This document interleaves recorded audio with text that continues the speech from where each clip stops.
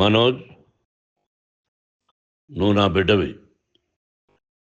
లక్ష్మీ ప్రసన్న, విష్ణువర్ధన్ బాబు, మనోజ్ కుమార్. నిన్ను ఎలా పెంచానురా నేను? అందరికంటే నిన్నే గారాబంగా పెంచానురా. నీకే ఎక్కువ ఖర్చు పెట్టి చదివించాలని ప్రయత్నం చేశానురా. నువ్వు ఏది అడిగినా నేను నీకు ఇచ్చానురా.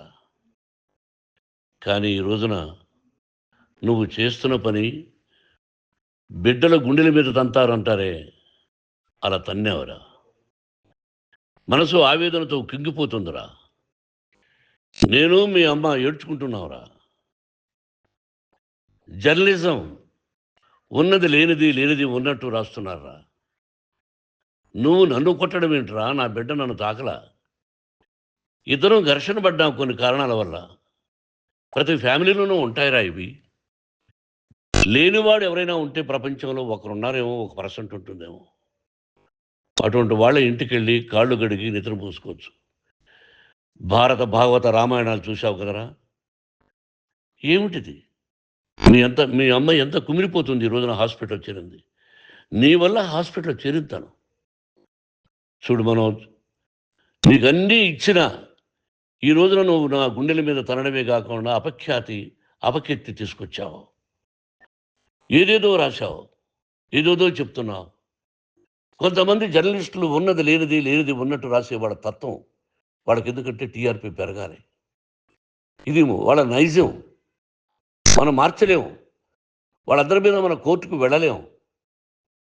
వాక్ స్వాతంత్రం అంటారు, ప్రజాస్వామ్యం అంటారు. ప్రజాస్వామ్యంలో కూడా కొన్ని హద్దులు ఉన్నాయి. ఇది నీకు తెలుసు అనుకున్నా. ఎంత మంచి నటుడివి నువ్వు. నీ భార్య మాటలు విని తాగుడుకు అలవాటు పడిపోయావు. వింటున్నావా మనోజ్? ఎవరిని నమ్మాలో ఎవరిని నమ్మకూడదో పరిస్థితి తీసుకొచ్చావు. విద్యాలయాలు ఎంత గొప్పవిరా. మనం 25% కులమతాలకు అతీతంగా ఫ్రీ ఎడ్యుకేషన్ ఇస్తున్నాంరా. క్యాస్ట్ అనేది తీసేసాను రా 92లో ప్రాస్పెక్ట్స్లో. నువ్వు చదువుకున్నావురా. అక్కడ చదువుకున్న బిడ్డలు ఐఏఎస్, ఐపీఎస్ అయ్యారా. ఎంతోమంది గొప్పవాళ్ళు అయ్యారా. నువ్వు నటుడుగా ఎంతో గొప్పవాడివి. తాగుడికి అలవాడబడి నువ్వు నీ భార్య ఇంట్లో బిహేవ్ చేస్తున్న విధానం ఆ భగవంతుడు సర్వేశ్వరుడు తెలుసు. భగవంతుడు చూస్తున్నాడు రా. నేను తప్పు చేసినా, నువ్వు తప్పు చేసినా, ఎవరు తప్పు చేసినా. ఎంత అవకాశం ఇచ్చావు మాట్లాడుకునేదానికి అందరికీ.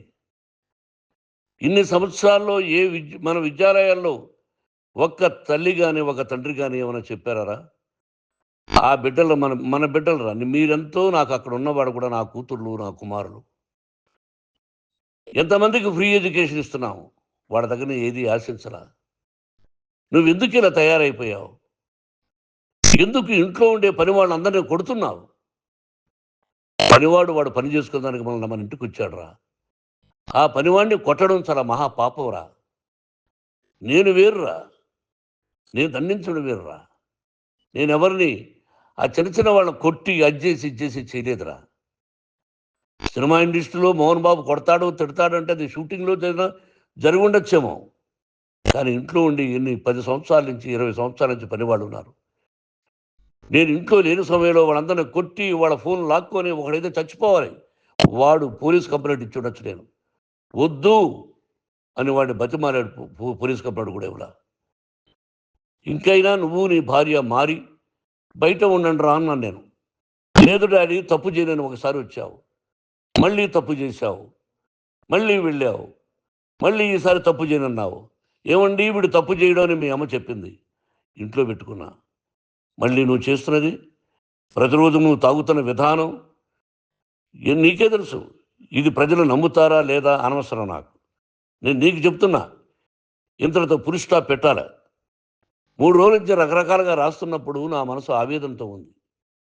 మళ్ళీ చెప్తున్నా, Mohan Babu university is greater than temples. Greater than temples. బిడ్డలను కాలేజీలో చేర్చుకునే ముందు చెప్తారు, అన్నయ్య ఎంత ఉంది యూనివర్సిటీ రూల్సు, ఇది మా పద్ధతి, మీకు ఇష్టమైతే చేర్చండి. గవర్నమెంట్ బిడ్డలను గవర్నమెంట్ ఏమి ఇస్తుందో ఇంత పర్సంటేజీ వాళ్ళకు కూడా మీ దగ్గర ఎందుకు డబ్బు తీసుకుంటున్నామంటే దానికి అర్థం పరమార్థం చెప్పాము. దొంగతనంగా తీసుకోలేదు. ప్రతిదానికి చెక్కులు ఉన్నాయి. అది అకౌంట్ ఉంది. దానిలో తప్పులు జరిగితే డిపార్ట్మెంట్ ఉంది. కాలేజీలో ఏదైనా తప్పు జరిగితే గవర్నమెంట్ ఉంది. ఇవన్నీ నీకు తెలుసు. ఈ రోజున ప్రపంచంలోనే నెంబర్ 1గా చేయాలని మీ అన్న కష్టపడి ఇతర దేశాల్లో నెంబర్ 1 యూనివర్సిటీ టైఅప్ చేశాడు.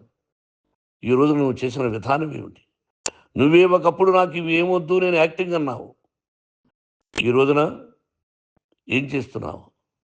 విద్యాలయాల మీద పడ్డావు. తల్లిదండ్రులు చాలా గొప్పవాళ్ళరా. కొంతమందికి డబ్బు కట్టలేకపోవచ్చు. కట్టని వాళ్ళకు కొంత సహాయం చేసాం. అంతా సహాయం చేయలేము. బ్యాంకుల్లో డబ్బు కట్టాలి. లెక్చరర్స్కి డబ్బులు ఇవ్వాలి. యూనివర్సిటీ బ్రహ్మాండంగా నడపాలంటే మంచి లెక్చరర్స్ కావాలి. ఇవన్నీ తెలిసి చేస్తున్నావురా 32, 33 సంవత్సరాల నుంచి. అది పక్కన పెడితే అందరినీ కొట్టడానికి వస్తావు. మీ అన్నం తిడతావు. ఒక వ్యక్తి వినయ్ గారనే ఆయన వ్యక్తి హెల్ప్ చేయడానికి వస్తే ఆ వినయ్ ఎవరు చంపేస్తాను వాడు అన్నావు. ఇవన్నీ ఎంత తప్పురా? అంటే మీ నాన్నగారికి ఎవరు సహాయం చేయడానికి వస్తే వాళ్ళందరినీ చంపేస్తానంటావు. మీ అన్నను చంపేస్తానన్నావు. చంపరా చూద్దాం మీ అన్న నేనే అన్నా. తాకరా నీ ధైర్యం ఉంటే అన్నా. ఎంతమందిని చంపాలనుకుంటున్నావు? ఎంతమందిని చేయాలనుకుంటున్నావు? నువ్వు ఏం సాధించాలనుకుంటున్నావు? ఆలోచించుకో. ఈ ఇంట్లోకి అడుగు పెట్టడానికి నీకు అధికారం లేదు. ఇది నా కష్టార్జితం. మా నాన్నగారు 10 రూపాయలు 10 పైసలు కూడా ఇవ్వలేదురా. మంచి జన్మనిచ్చాడు మా నాన్నగారు. మద్రాసుకు వెళ్ళి వీధుల్లో అడుగు తిన్నానురా. ఒక పూట కూడా భోజనం లేకుండా అడుగు తిన్నానురా. న్యాయంగా మోహన్ బాబు తిడతాడు కొడతాడంటారు కానీ మోసగాడని అనలేదురా. నీట్ పార్లమెంటేరియన్గా బయట వచ్చానురా. నువ్వు నా పరువు ప్రఖ్యాతులు మంట కలిపావు. ఏమిటి నేను చేసిన అన్యాయం? నీకు జన్మనిచ్చాను. అదా నేను చేసిన పాపం. అందుకే ఇది నా ఇల్లు అన్నావు. నువ్వు నీ ఇల్లు కాదు. నీ కష్టార్జితంతో నువ్వు సంపాదించుకున్న ఇల్లు నీది. ఇది నా డబ్బు, నా కష్టార్జితం. నా కష్టార్జితంలో నేను పిలిస్తేనే మీరు ఇంట్లోకి రావాలి. అటువంటిది పోగొట్టుకున్నావు నువ్వు. ఆస్తులు అంటావా? ముగ్గురికి సమానంగా రాయాలా లేదా అది నా ఇష్టం.